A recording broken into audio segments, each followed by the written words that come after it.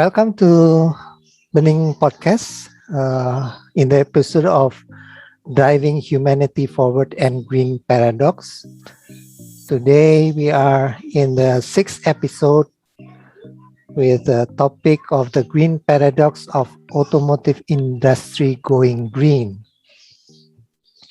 So I hope all the viewers have seen the episode number 5 that actually is like some kind of summary which I was doing by myself because it takes quite some time, around 26 to 27 minutes.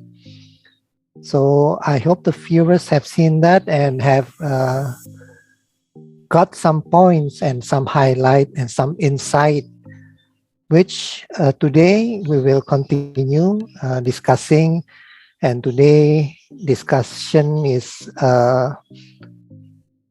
not by myself, but with Pak Kaustubh and Pak Eko. So good morning, Pak Kaustubh. Good morning, Pak Eko. Morning, Pak Eka. Yeah. Morning, Pak. Nice to have you here again. And Likewise, Pak Eka. and today, Pak Eko, I'm sorry, I will be taking the spotlight from you. And let's see what we can come up for today's discussion. So, Sure, Pak Eka. yeah. So I will share my screen. So today, even though the title or topic is about the paradox of automotive industry going green, but I start from transdisciplinarity first as a reminder or as a clarification of episode number 5. So transdisciplinarity, I use the Nicolescuian approach, and this is from Nicolescu, the author. And I refer to the episode number 5 that at the end I have this model of how to proceed for change. And actually there are 3 kind of loops that must be addressed. That is the challenge of initiating, the challenge of sustaining, challenge of redesign. And you can see within this loop, all 3 loops start from enthusiasm. And the first loop is, and the second point is investment in change initiative that have a 2 outcome. The first outcome is a loop that enhance or increase or maintain the enthusiasm to invest in change initiative. That is the challenge of initiation. This is the first loop. And with some delay, the investment in change initiative will bring the learning capability. And then from this learning capability, also they will have the 2 loops.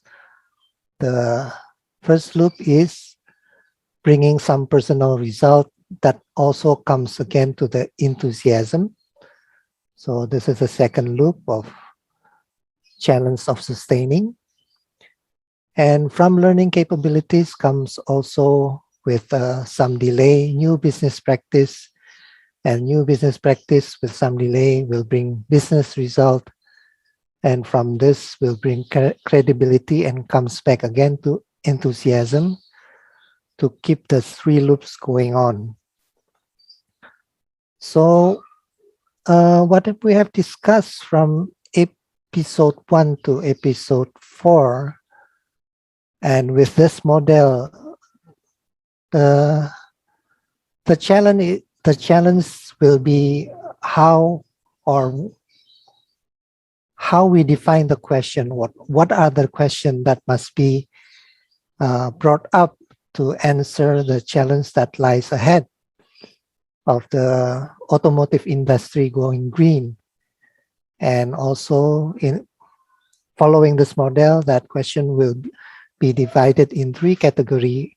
That is the challenge of initiating, challenge of sustaining, and challenge of redesign. So before we go forward with that in more detail, so I would like to go first to the transdisciplinarity methodology, the three pillars. This is the explanation.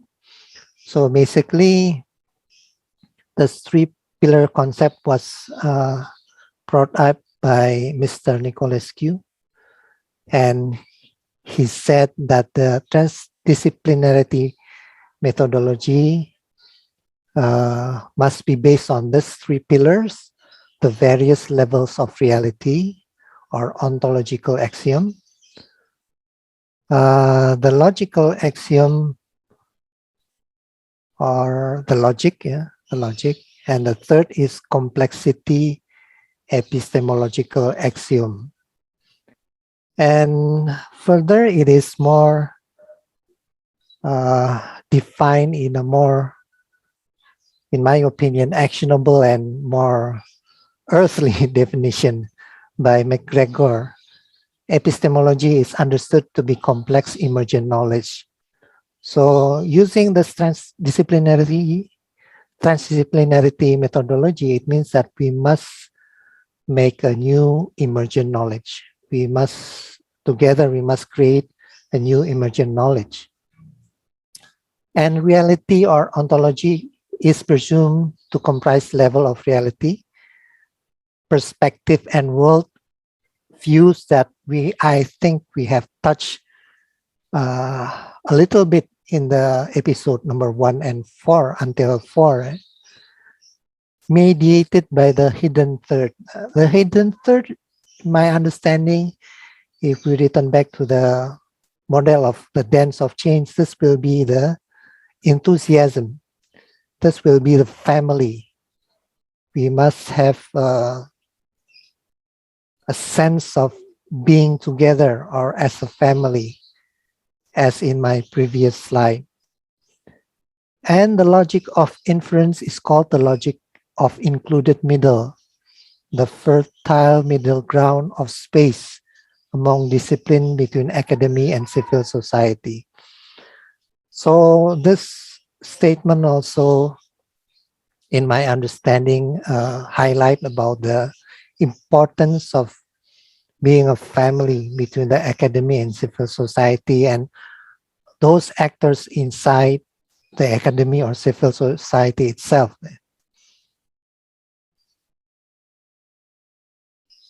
And this one, I would like to touch upon that actually about how the definition. So first, I would like, if you see in the episode number 5, I would like to quote again that Jean-Pierre, in 1970, mentioned that transdisciplinarity is like a place that this relationship within a total system without any firm boundaries within discipline. And Kockelmans in 1979 mentioned that so as to make education and research more socially relevant. And finally, from the CIRET or from this is the Organization for Transdisciplinarity that was created by Nicolescu, among others. So mentioned that between increasingly quantitative knowledge and increasingly impoverished inner identity. So those three statements, in my opinion, is making up or defining the transdisciplinarity, which we should always remember. And transdisciplinarity itself, like I mentioned before, is built upon three pillars. The first pillar is axiom number 1, multiple level of reality and the hidden third. Axiom number 2, or the pillar number 2, the logic of included middle. And axiom number 3, or about knowledge and complexity and emergence. So a little bit more deep diving to the axiom number 1. It mentions the hidden third, or in another definition of the hidden third, it could be defined as a zone of non-resistance, where I think Pak Kaustubh also already mentioned about Vasudhaiva Kutumbakam. Sorry if I spell it wrong. And in Indonesia, we have also Gotong Royong, which I think both those mention about universal and inclusive values. We as a family, humanity as a family in this planet, the only planet that we have and where we live in. So return back to the model of dance of chains with 3 reinforcing loops for generating change, with the question of initiating, of sustaining, of redesign. I would like to stress out the tangible result will be business result. The things that we expect is having a business result and also personal result. But the axiom 1, the enthusiasm here, should be built upon this axiom 1, that we are all a family. So nobody will get left behind. So with this understanding, I would like to come back to the real world. That was a philosophical explanation, I think. So I quote to Mas Eko presentation about why EV and why not EV, where we discuss about simplicity and complexity, altruist, coexist, or egoist, which mentioned that, which quote, in that slide quote, that Volkswagen, in Volkswagen opinion, there will be a coexistence. So EV and ICE will coexist together, and Volkswagen will continue making vehicles with combustion engine. And then Akio Toyoda said that in achieving carbon neutrality, the enemy is carbon dioxide, not internal combustion. And I would like also to quote this news in BBC, from BBC 1st of June, that mentioned Jaguar plans to sell only electric cars from 2025, Volvo 2030, and the Lotus will be 2028, which I think is not further along the road. 2025 is just 3 years. 2021, we can say almost finished. This is already on October. On the other side, General Motors says it will only make electrical vehicle 2035 and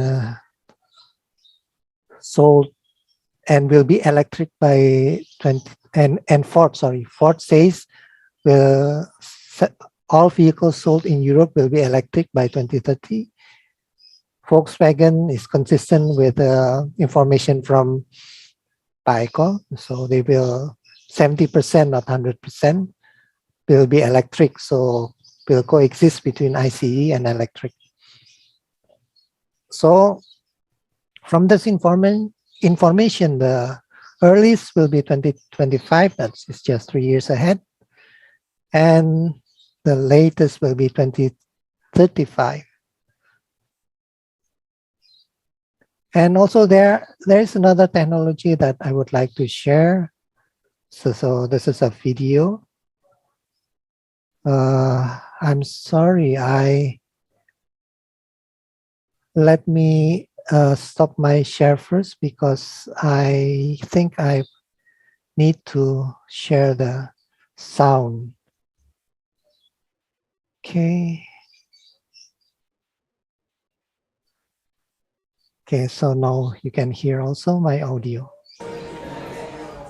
Battery power is ahead in the race to become the car technology of the future, thanks to the likes of Elon Musk's Tesla, but don't rule out the underdog, hydrogen. That's according to major automakers like BMW and Audi. They are just two of the firms developing hydrogen fuel cell passenger vehicles as the industry moves away from fossil fuels to meet climate targets. Germany itself has bet billions on hydrogen fuel in sectors like steel and chemical. BMW is hydrogen's biggest supporter among German car makers and aims for a mass market model to be ready in around 2030. Its rivals are also investing. Volkswagen's Audi brand said it had put together a team of more than 100 mechanics and engineers who were researching hydrogen fuel cells for the whole VW group. Hydrogen is also seen as a sure bet by top truck makers like Daimler and Volvo, who see batteries as too heavy for long-distance commercial vehicles. For now, though, fuel cell technology is expensive, making the production of mass-market cars a challenge. The cells, where hydrogen passes through a catalyst to produce electricity, are complex and contain expensive materials. VW Group CEO Herbert Diess has tweeted that it isn't the solution to climate change. But Toyota takes a different view. It already has a fuel cell car on sale, though it remains a niche market.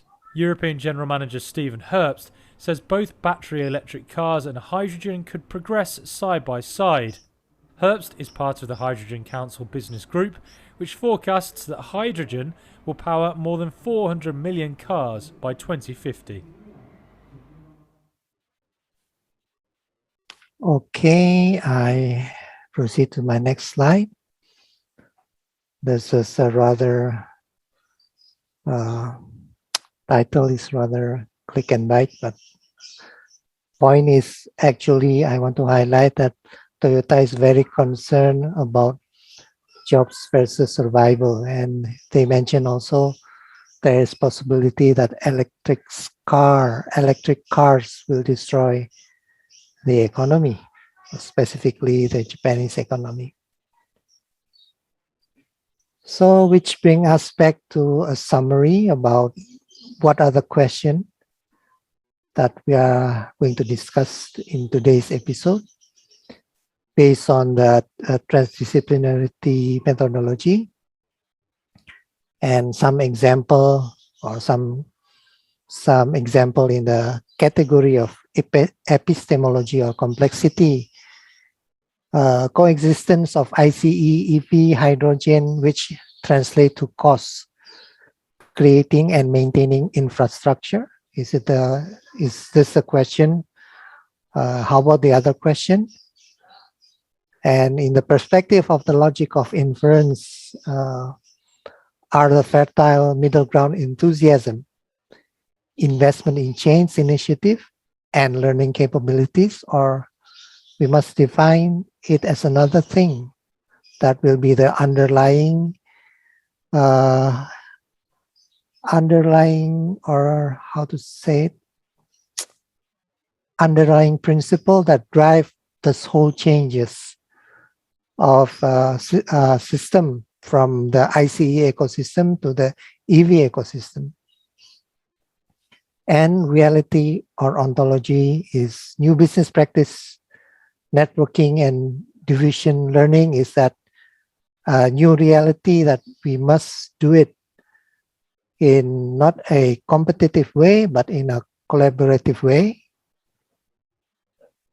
And finally, just as a deep thought that how do we embrace and embody all those questions? And how do we emerge from climate change crisis as a family? So in summary, if we return back again to the real issues, I have proposed 3 topics. The automotive industry itself with the EV hydrogen technology that is still being developed today, and some of the paradox will be the job loss against job opportunity, deforestation against reforestation, and how about the cost of creating and maintaining multiple system of transport, and battery for EV technology in purview of the ecological, from the ecological perspective, deforestation due to the need of extracting mineral for producing battery.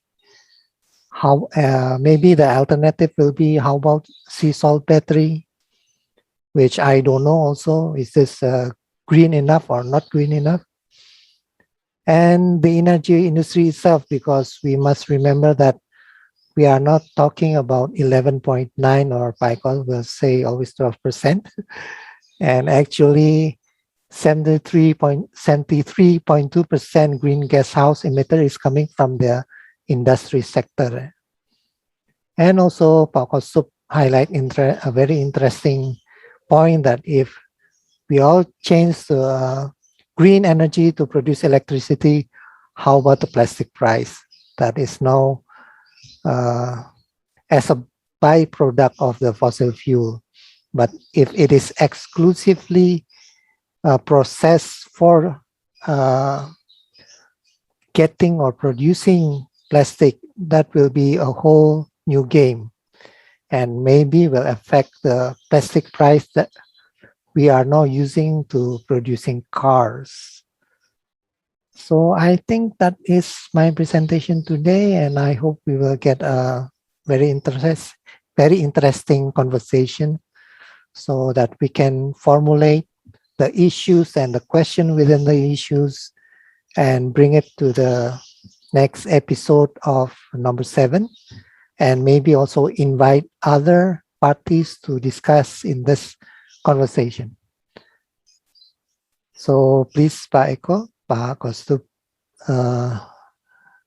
what is your thought? And should I stop share or should I keep this slide?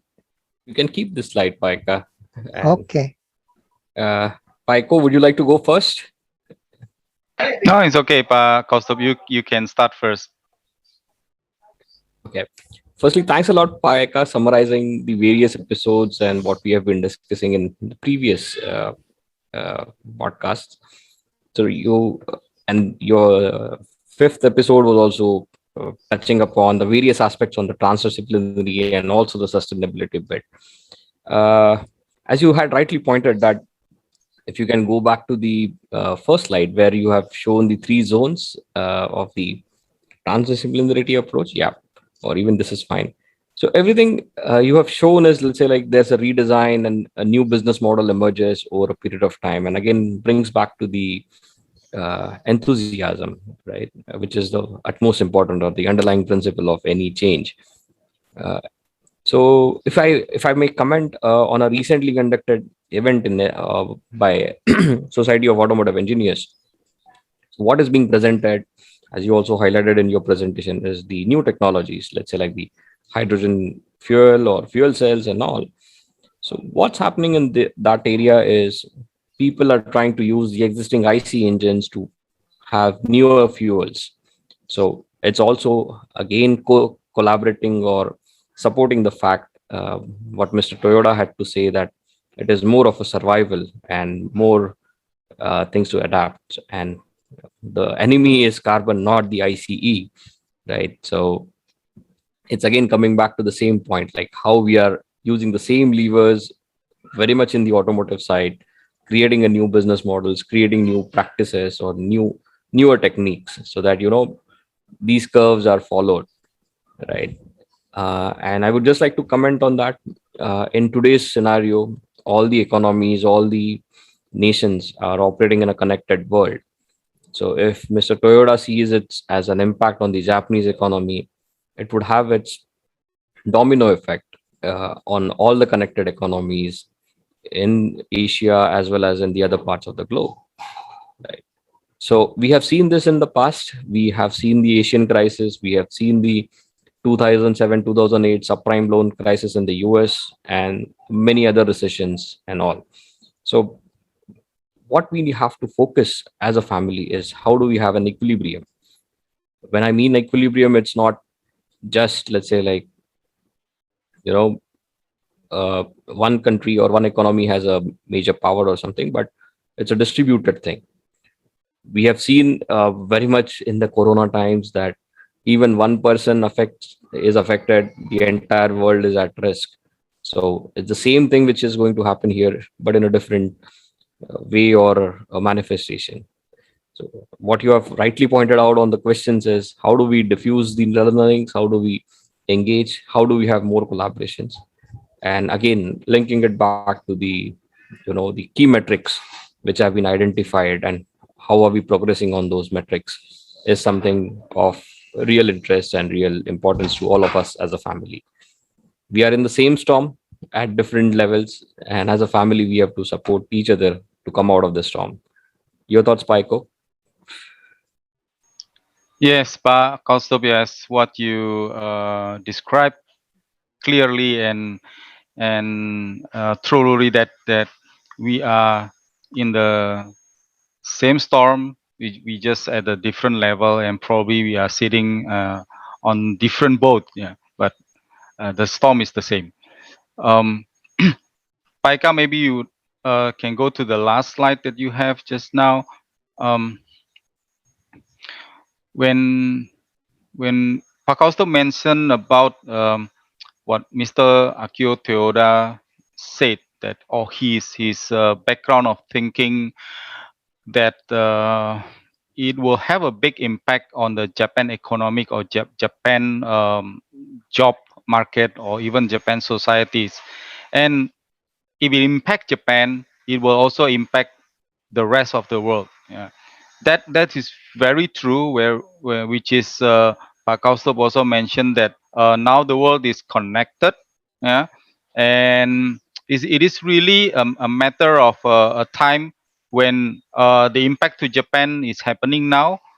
It's just a matter of time when this impact will come to other part of Asia, when the impact will come to Europe or even in North America side, or even to Africa. So uh, it is really a connected world, and whatever we do now, it will impact everybody else. Yeah. And true enough, what Paika brought up here about the first of all the automotive industries, and about EVs and hydrogen, and about the job loss versus job opportunity.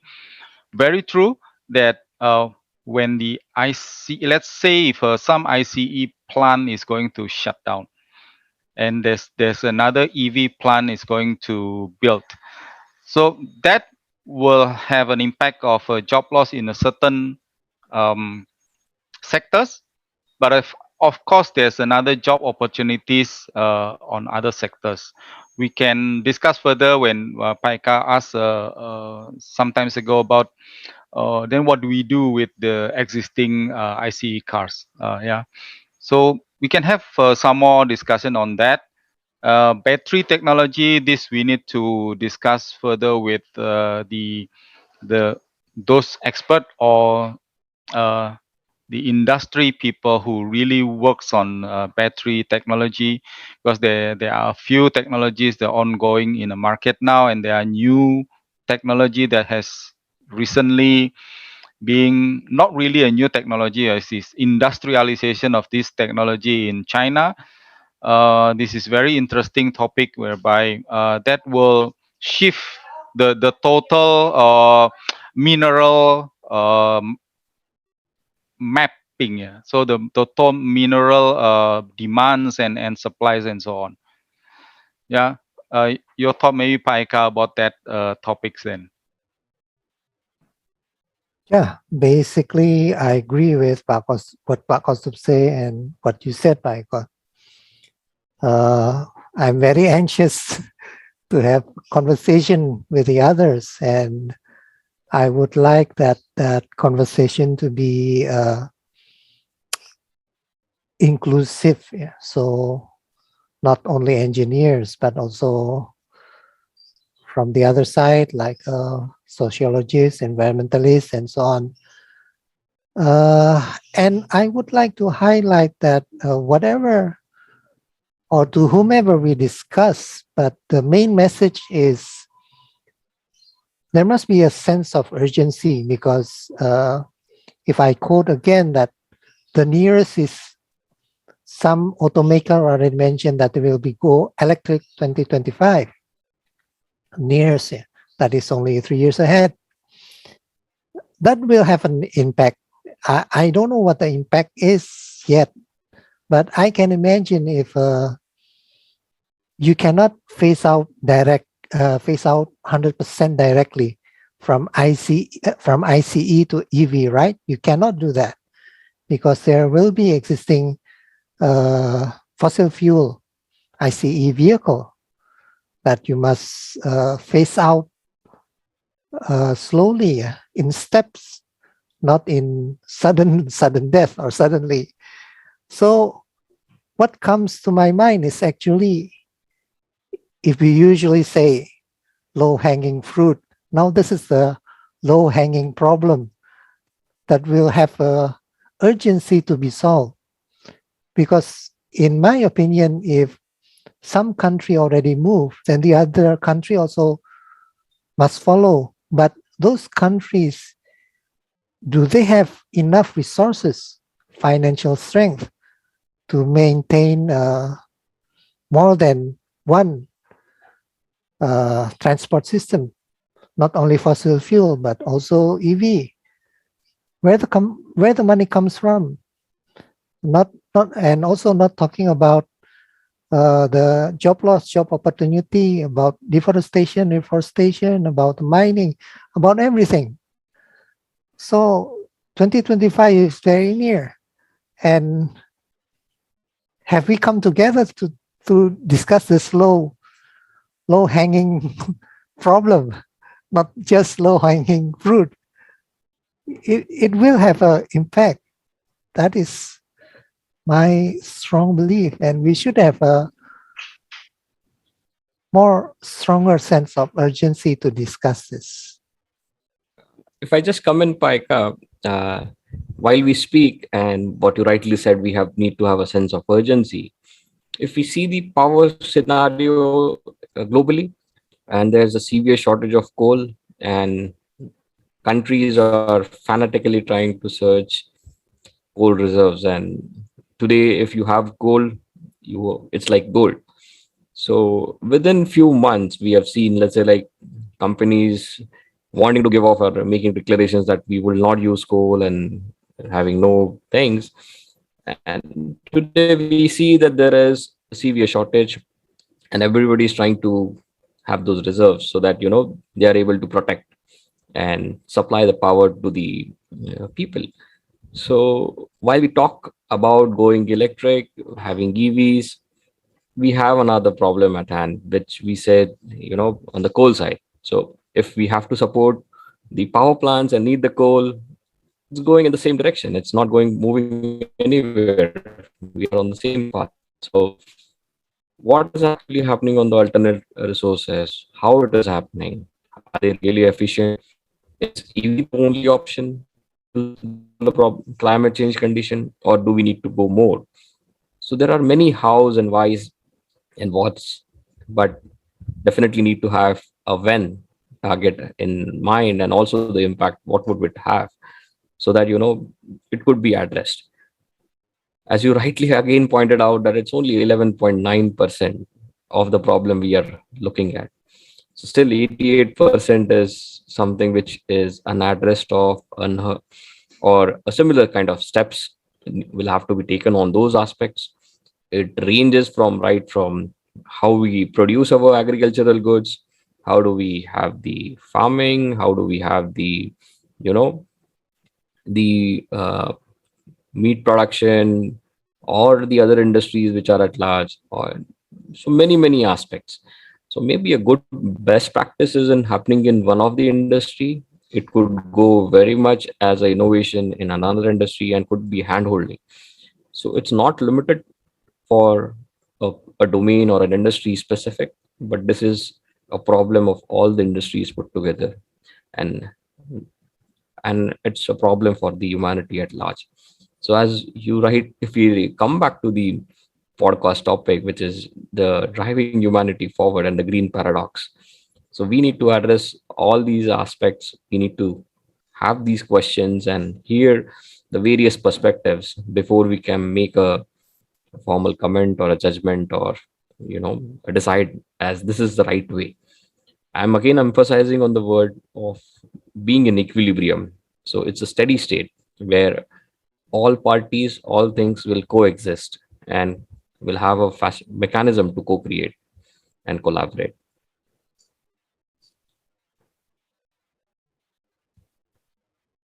Yeah. So I'd like to add on what Pak Kaustubh has mentioned, which he stressed out that these EV topics, when we are trying to, if I use what Paikam mentioned at the beginning as dance with changes, or dance on changes, or we can, which and can make an analogy of that term as a very a good term to navigate with these changes, whereby we can move to the right, to the left, forward or backward, while we can, but while moving all those direction, we are still moving within the tune of the whole world. Yeah. And Pak Auster mentioned about there's a lot of other things that can contribute to the reduction of a greenhouse green gas house emitter, which is like how we do farming, how we do the plantation.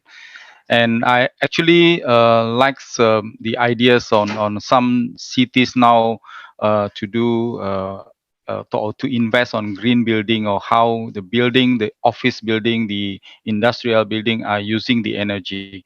So they are reducing the normal energy that they use, and at the same time also generating energy from their own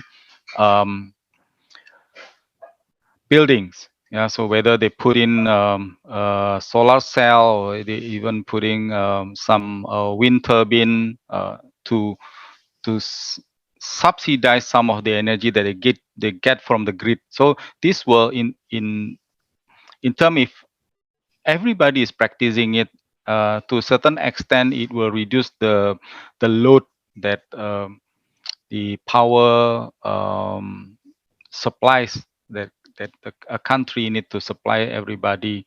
It will be reduced.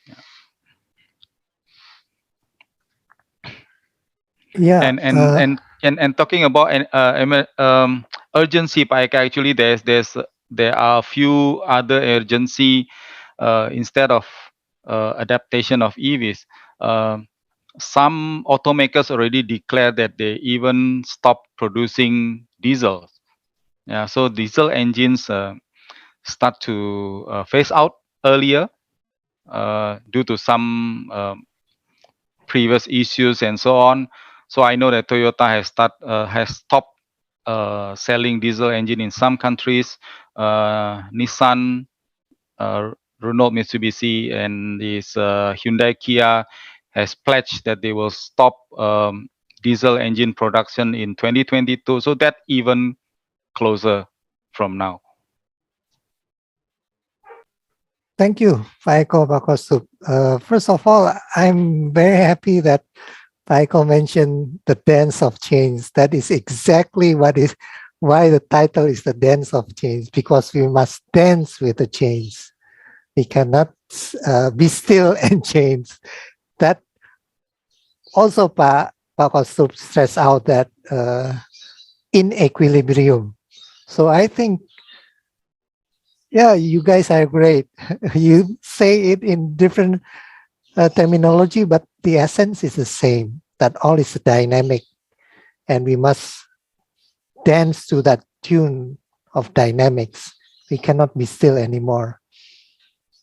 But on the other hand, what I'm a little bit sad is this concept of tense of change and equilibrium, I think it's not just invented yesterday.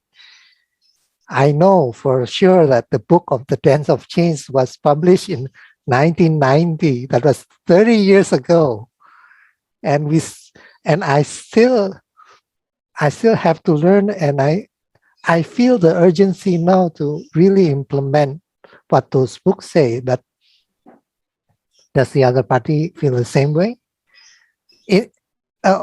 Okay, my point is that rationally, logically, yes, I agree with what Pak Eko say.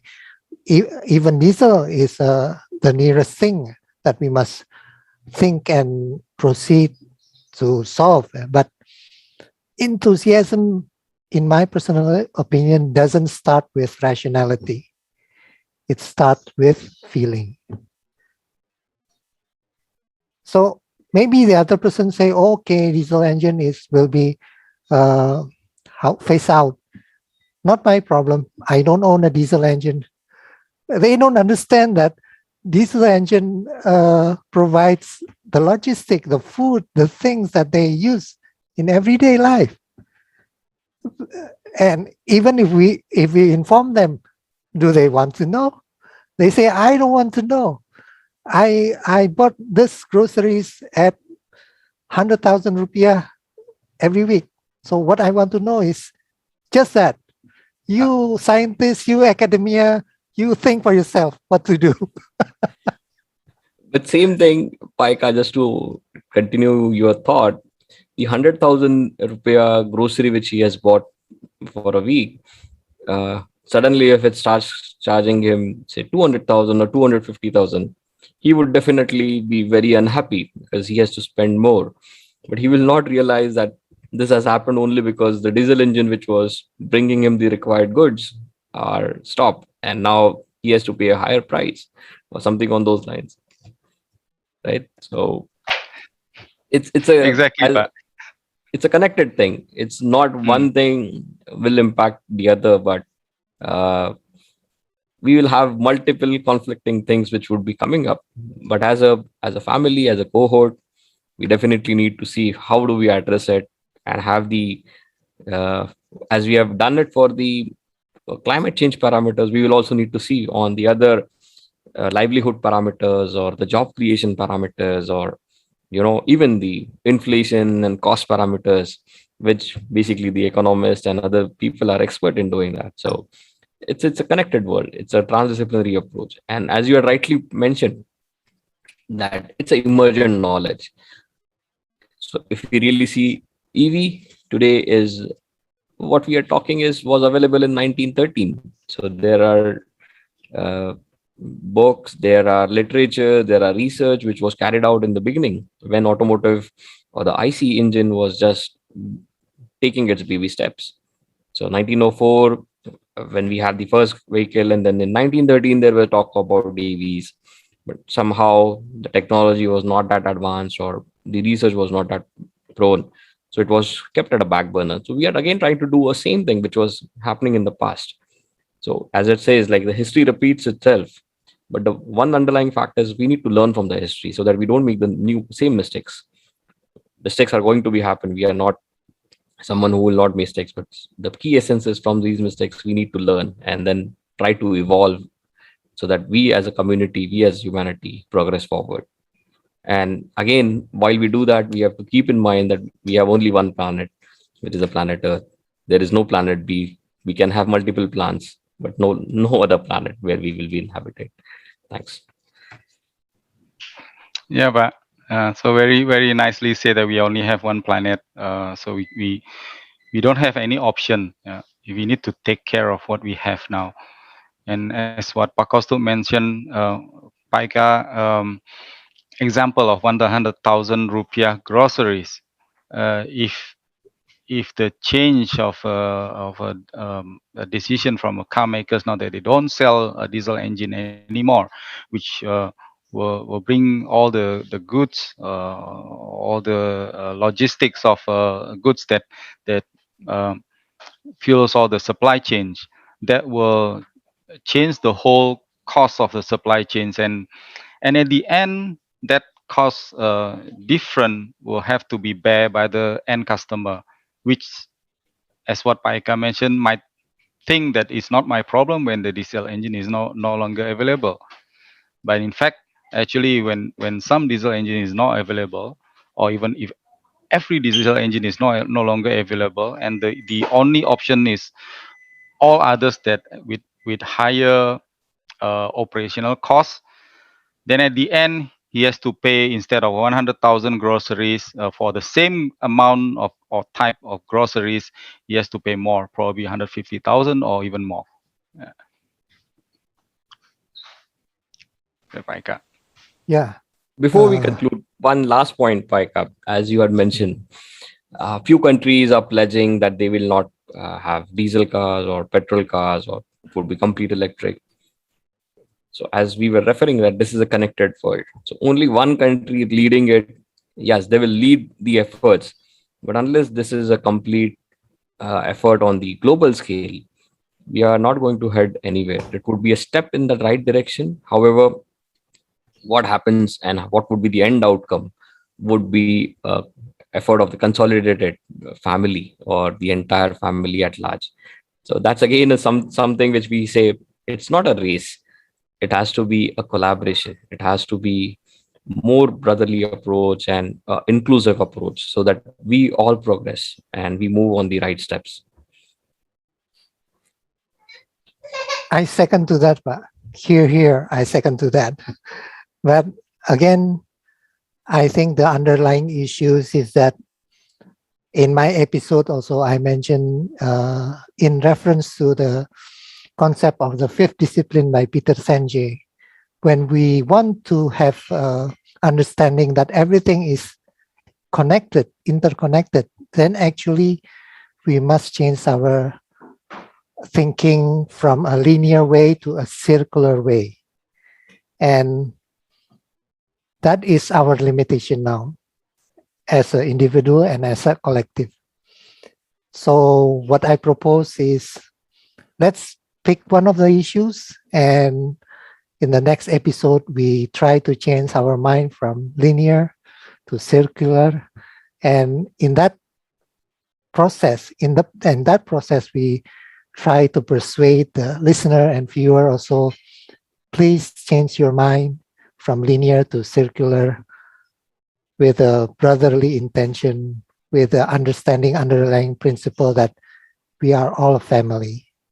We only have one planet Earth. Maybe Elon Musk have two planets, Earth and Mars, but not everybody is Elon Musk, right? So I think that comes to our conclusion for today's episode. I enjoy it very much, and I hope the next episode is as exciting as today's episode. And before closing, do you want to have a closing comment, Pak Eko? Pak Kaustubh, I think already have his closing comment. Do you want to have some? I think, I mean, what we discussed so far, apart from the first episode until now, we have been emphasizing on a collaboration of doing it together. And what Pak Kaustubh mentioned just now, if one country has started to have a pledge or to have a plan that will implement 100% of electric car or whatever, that will not be a big impact to the overall program that we want to have. Is a good step, one step of it. But I think, as what I heard a few days ago from the global environment summit, if the biggest countries does not do anything, then the overall activities that other smaller country doing will not be felt by the whole world.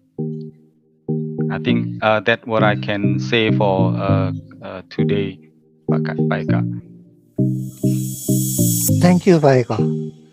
So again, thank you very much, Pak Eko and Pak Kaustubh, for today's episode. We'll be seeing you soon in the next episode. Thank you, Paika. Thank you, Paiko. Thank you, Paika. Thank you, Pak Kaustubh. Thank you.